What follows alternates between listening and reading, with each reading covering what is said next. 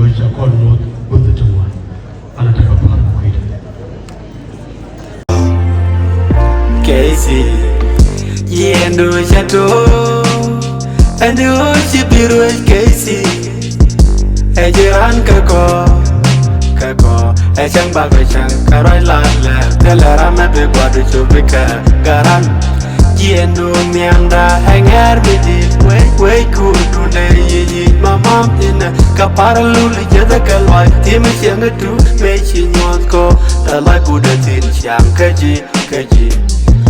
Kor ejeran kor chola ejir ud kanal kor nyanyet ngi moji Casey mani uni nyinke dor keni jere dienda mar ku teke akometin amane chankal Casey ejeran anwa kot eten yallo ya do shenenga shiramangena shiramaparshawiya Inchiliu ka kwadu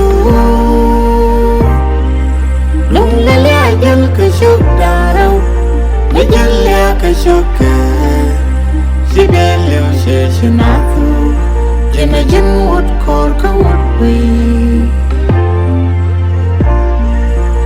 Wish moon Shaka jaka tekalyan Bishang we moon Mishawapan In the cabin, yeah.